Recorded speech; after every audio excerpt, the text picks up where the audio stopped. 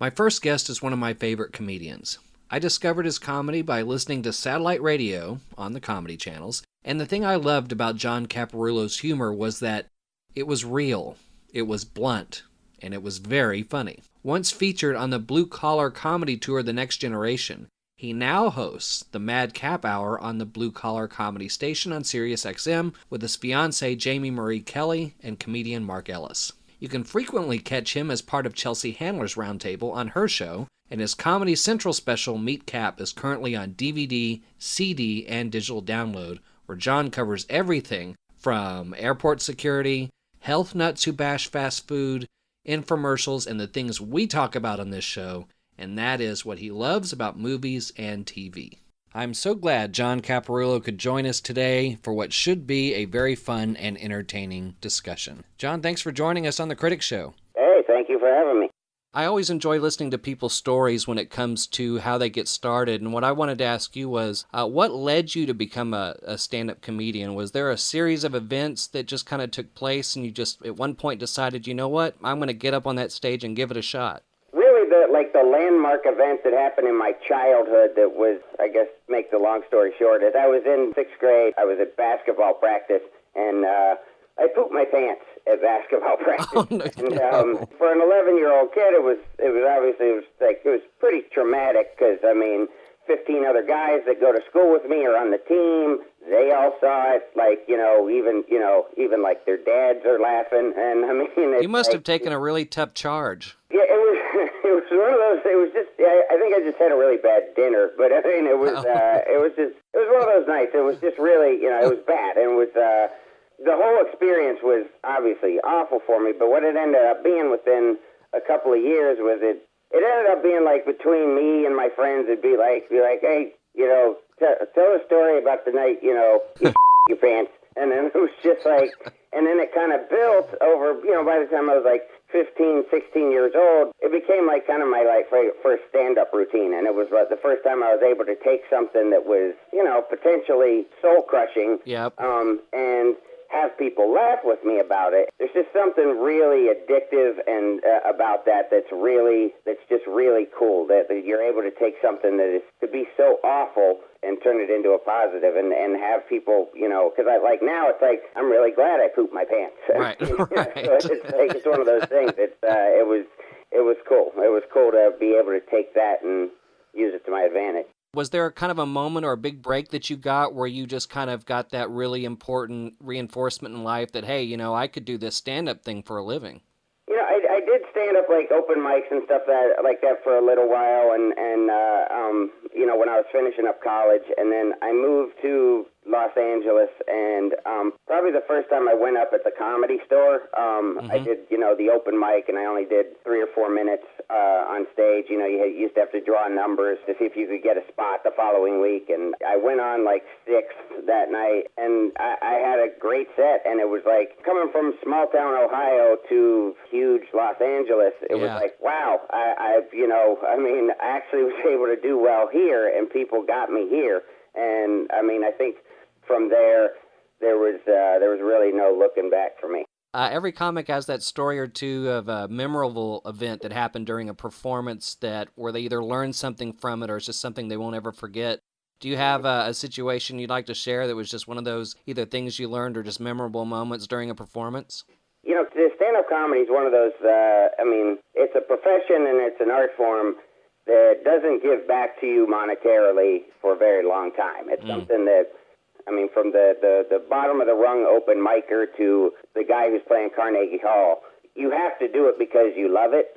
And when I was a doorman at the Comedy Store, I remember I would work the back door, because if anybody's ever been there, there's 3 rooms at the Comedy Store, and I would work the back door for the people going to the show upstairs called the Belly Room. Oh, okay. And, I'd check IDs, and then sometimes, I'd get lucky, and whoever was running the show would let me go do some time. And that particular night, I was maybe 25 years old. I'm a doorman at the Comedy Store, and there's a show going on upstairs, and the lady comes down and she's like, hey, yeah, we don't have anybody to go on after this sketch group. Do you want to do some time? I'm like, oh, yeah, sweet. So I remember I change out of my doorman shirt and I run upstairs and I had this great set. It was like, I mean, it was just one of the first times I had ever done, like 15 minutes was an eternity to me at the time. And I had a great set in front of a bunch of, like a really young crowd. And I mean, like I came off floating and I'm like, man, it's Friday. By Monday, I am going to be a superstar. And I get downstairs, and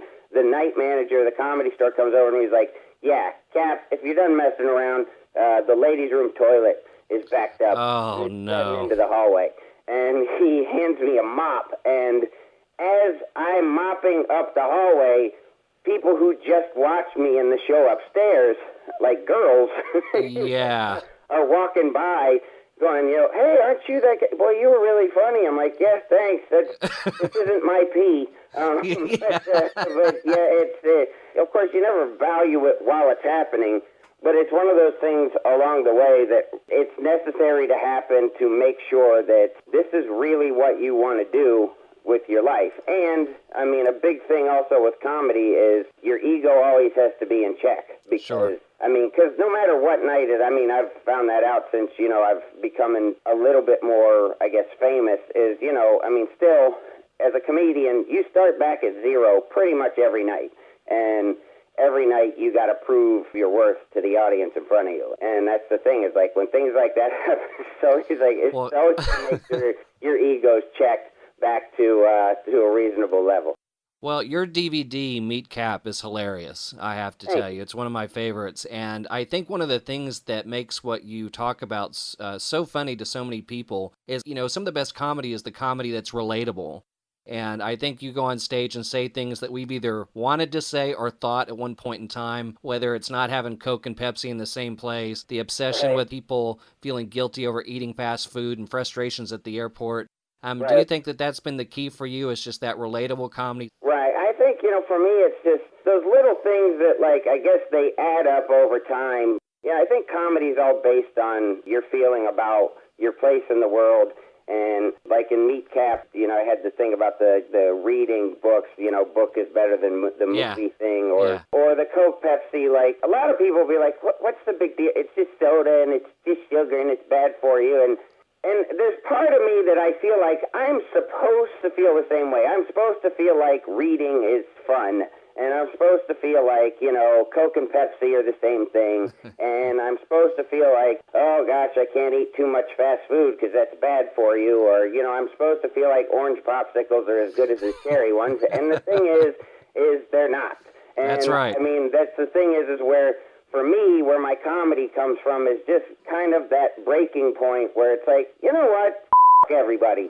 This is how I feel. And generally, when I say that, you find out there's a whole hell of a lot more people who feel the way that you do, which is, yeah, I'm sick of those bastards. And, there's always just sort of a pop where I guess my new material comes from. It's just, there's just that breaking point of like, man, yeah, I'm tired of feeling bad for the way I am. and I just kind of turn it around and people relate to it, and that's what makes it so fun. Yeah, absolutely. I can tell you after seeing Meet Cap, I can't tell you how many times we've been in a restaurant, my wife and I, and you get that, can I have a Coke? Well, is Pepsi okay? Or can I have Dr. Pepper? Is this okay? Yeah. And I always look at Jen as if at any moment I'm going to say, is Monopoly money okay?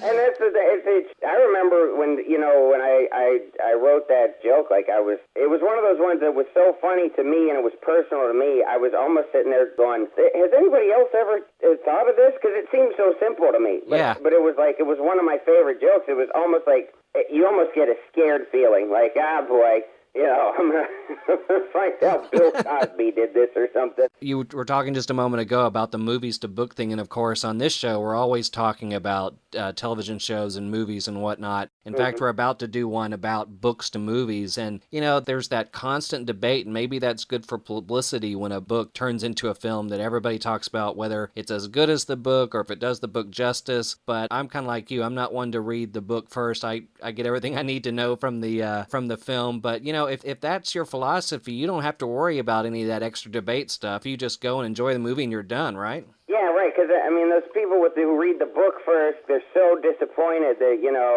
oh, where was that? Oh, well, what about the? It's because that was crap, dude. All right, that's why they didn't put it in there. Like Jaws. Jaws is a masterpiece of a movie. I think most people will agree that the movie is better than the book there. And, I mean, it's because they took out that stupid love triangle. They took out, like, that ridiculous way the shark got killed in that one with a harpoon. It was dumb. I mean, I guess it depends on the filmmaker, but I guess I'm just never set up for the disappointment. If the movie's good, I wouldn't have known if it was any better than the book. There you go. Well, if you're going to spend the money, and of course nowadays, I mean, that's the trick, is whether or not you think a movie's worth spending the money at the ticket office. But if you're going to spend the money to go see a movie, what do you generally want to see, and what don't you want to see? I guess after you get in the entertainment business, you become more of a snob.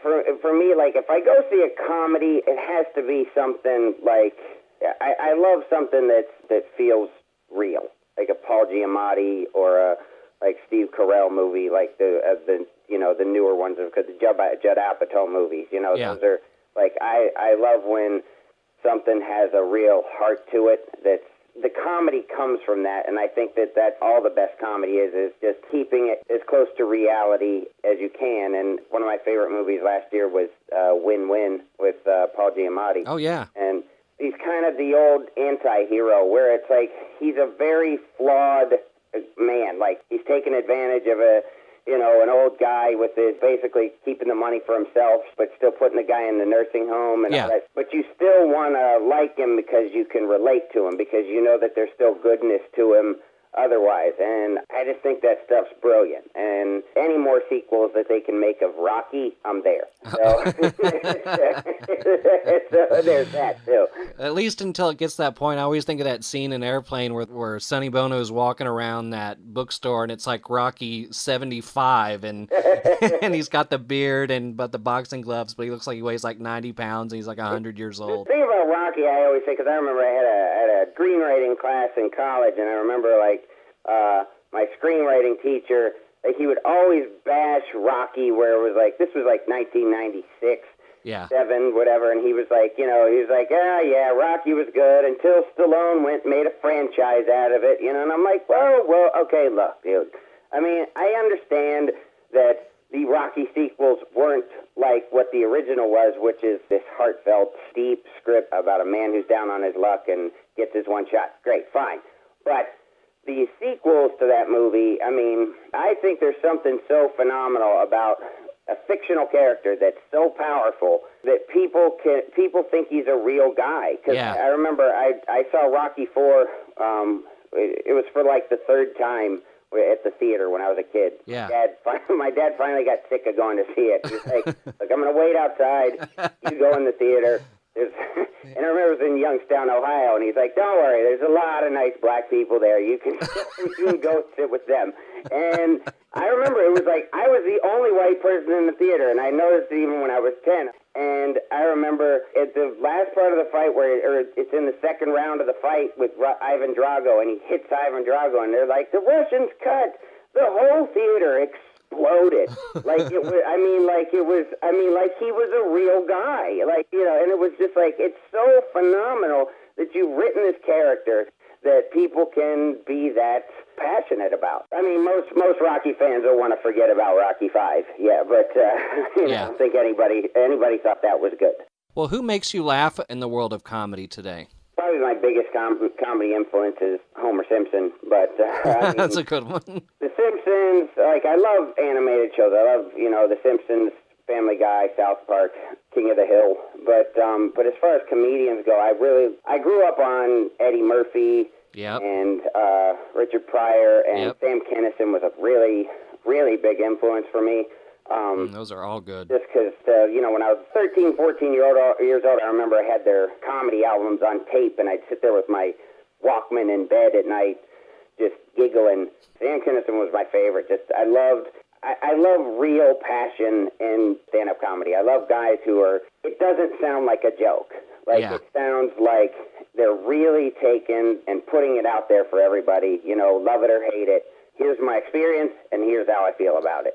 like I said, I grew up on those guys. I mean, guys I like now. I really love, Bill Burr's comedy. Mm-hmm. I really love Joe Rogan is a guy that most people I don't think know because he's hosted a lot of shows and he's basically become a millionaire based off of everything besides stand-up comedy. Yeah. But if you've never seen him, one of the most genius comics I've ever seen because he's so real. And, yeah. I mean, and then obviously guys like Chris Rock and Dave Chappelle, and I love watching those guys. I want everybody in our audience to make sure they go to your website and get a copy of Meet Cap. At the same time, I wanted to get a moment and ask you if there's anything else you've got coming out here in the near future you want people to know about.